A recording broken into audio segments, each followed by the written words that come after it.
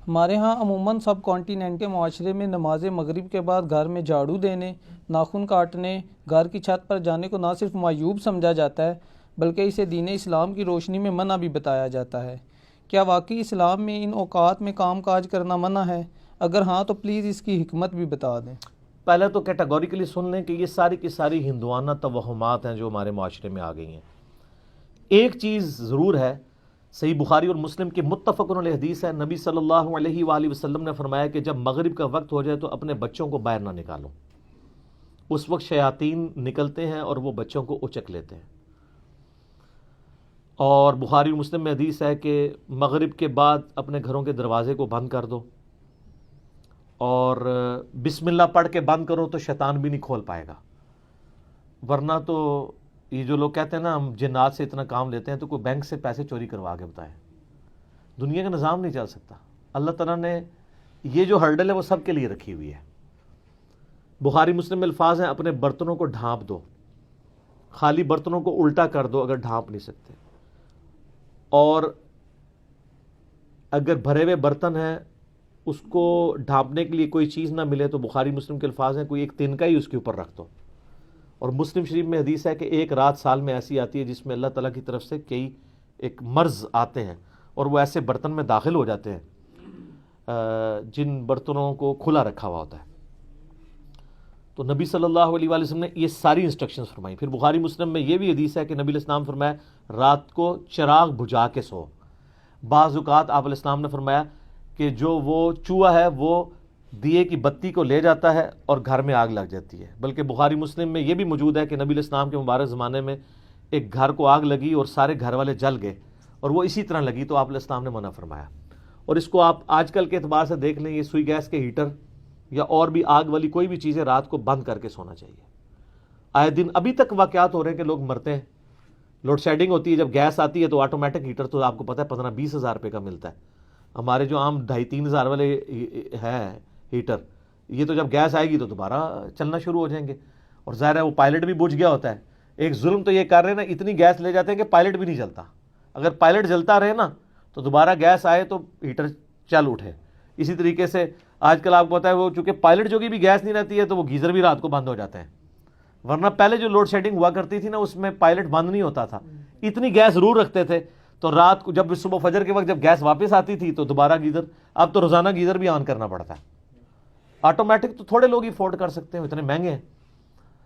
تو یہ چیزیں ضرور ہیں۔ باقی یہ توہمات ہیں کہ جی گھر کی منڈیر پہ کوا بیٹھ جائے تو مہمان آ رہا ہے، کالی بلی راستہ کاٹ دے تو یہ کوئی نحوست ہے، شیشہ ٹوٹ جانے کو نحوست سمجھتے ہیں۔ اچھا کہتے ہیں جوتی پہ جوتی چڑھی ہو تو سفر لکھا ہے، تو میں اکثر کہتا ہوں میری جوتی پہ جوتی چڑھا دیں آپ روزانہ کے لیے، میں تو جاتا ہی نہیں ہوں کہیں۔ اس طرح سفر نہیں ہوتا، آٹومیٹکلی بھی کئی بار میری جوتی پہ جوتی چڑھی ہوتی ہے، میں تو مہینوں نہیں نکلتا ہوں، ضرورت ہی نہیں پڑتی۔ تو یہ ہیں ساری چیزیں جو توہمات سے تعلق رکھتی ہیں، اور نبی علیہ السلام نے ان چیزوں کو کنڈیم فرمایا۔ قرآن حکیم میں واضح آیت ہے، سورہ بنی اسرائیل میں 36 نمبر آیت، جو 10 کمانڈمنٹس آئی ہیں نا، 9th کمانڈ ہے وَلَا تَقْفُ مَا لَيْسَ لَكَ بِهِ عِلْمٌ إِنَّ السَّمْعَ وَالْبَصَرَ وَالْفُؤَادَ كُلُّ أُولَٰئِكَ كَانَ عَنْهُ مَسْئُولًا۔ اے انسان کسی چیز کی پیروی اس وقت تک مت کر جب تک کہ تیرے پاس اس کے بارے میں ڈیفینیٹ علم نہ آ جائے۔ بے شک کان، آنکھیں اور عقل، دل یا دماغ کوئی بھی چیز، عقل، اس کے بارے میں تم سے پوچھا جائے گا۔ ان 3 چیزوں کو استعمال کر کے تم نے حق بات تک پہنچنے کی کوشش کیوں نہیں کی؟ اور یہ زلزلہ کیوں آتا ہے؟ اور جی ایک گائے نے ایک سینگ کے اوپر زمین اٹھا رکھی ہے، جب تھک جاتی ہے دوسرے پہ اٹھاتی ہے تو زلزلہ آ جاتا ہے۔ اب یہ توہمات ہیں، وہ کتنی بڑی گائے ہے، کدھر ہے، سب جھوٹ ہے۔ اسلام ان چیزوں کو نہیں مانتا، یا سائنس پروف کر دے مانیں گے۔ ایکوائرڈ نالج بھی ڈیفینیٹ ہے، ریویلڈ نالج بھی ڈیفینیٹ ہے، لیکن ایکوائرڈ نالج وہ جو یعنی سرٹیفائیڈ ہو تجربات سے۔ مثلا یہ چیز بالکل اسٹیبلش ہے کہ پیٹرول سے آگ بھڑکتی ہے، کبھی ایسا نہیں ہوا کہ آگ کے اوپر پیٹرول پھینکا جائے تو پانی کی طرح اس کو بجھا دے، تو یہ بالکل definite physical phenomena of nature ہے۔ یہ قرآن و سنت کی طرح حجت ہے، اتنا حجت ہے کہ آپ دیکھیں حضرت ابراہیم علیہ السلام نے نمرود کو جس دلیل پہ خاموش کروایا تھا وہ ہے ہی یہی تھی کہ میرا رب وہ ہے جو مشرق سے سورج نکالتا ہے، اگر تو رب ہے تو مغرب سے نکال کے بتا، تو ہکا بکا رہ گیا تھا کافر. اب یہ سائنٹیفک ایک فینومینا تھا جو حضرت ابراہیم علیہ السلام نے سامنے پیش کیا. اللہ تعالیٰ کے جو یہ فزیکل فینومینا ہیں اتنے محکم ہیں کہ کبھی کبھار ہی ٹوٹتے ہیں. آگ ایک ہی دفعہ ٹھنڈی ہوئی ہے ابراہیم علیہ السلام کے لیے، روز روز تو نہیں ہوتی. کعبے کو بھی اللہ تعالیٰ نے ابرا کے لشکر سے ایک ہی دفعہ بچایا ہے. اس کے بعد تو یزید کے دور میں خانہ کعبہ کے اوپر چڑھائی ہوئی ہے اور غلاف کعبہ کا کچھ حصہ جل گیا. اس کے بعد پھر حجاج بن یوسف کی چڑھائی کے دوران خانہ کعبہ کی دیواریں منہدم ہو گئیں، کچھ نہیں ہوا. واقعہ حرہ میں مدینہ شریف کی حرمت پر مال ہوئی. دنیا بقدر ایفرٹ ہے. آپ لاکھ کہتے ہیں بزرگوں نے دنیا کا نظام سنبھالا ہوا ہے، کوئی فرق نہیں پڑتا.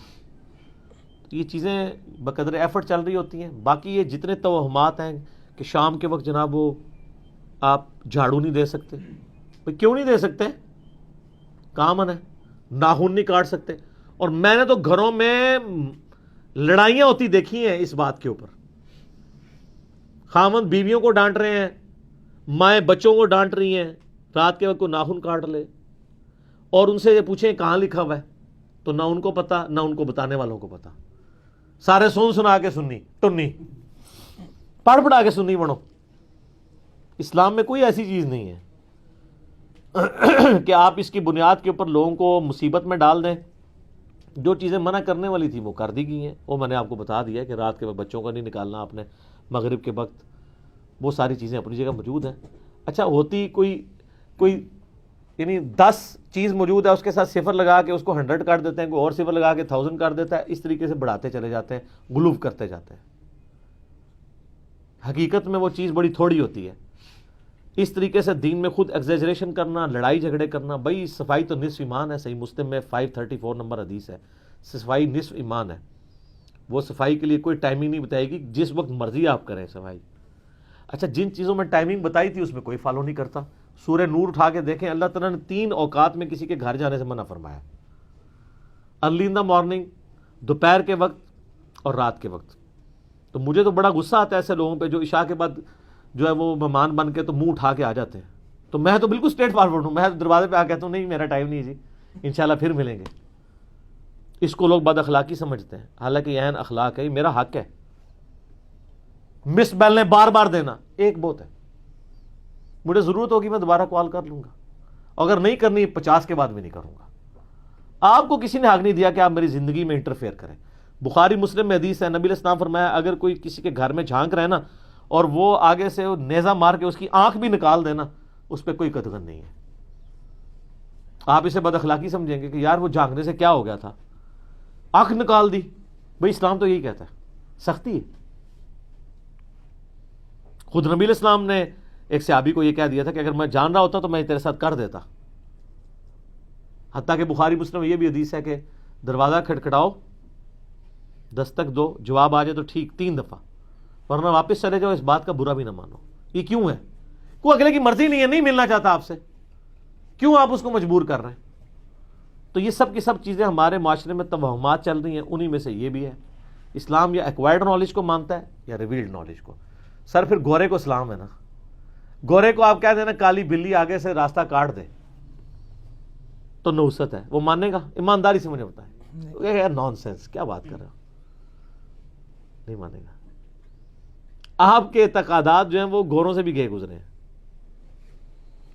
اور کر کے دیکھ لیں آپ، یہ جو آسٹریلیا کی ٹیم آپ کے ساتھ کر رہی ہے، ان کے آگے کہ کالی بلی پھینکے پھر تو انہوں 3 سینچری مارے گا وارنا.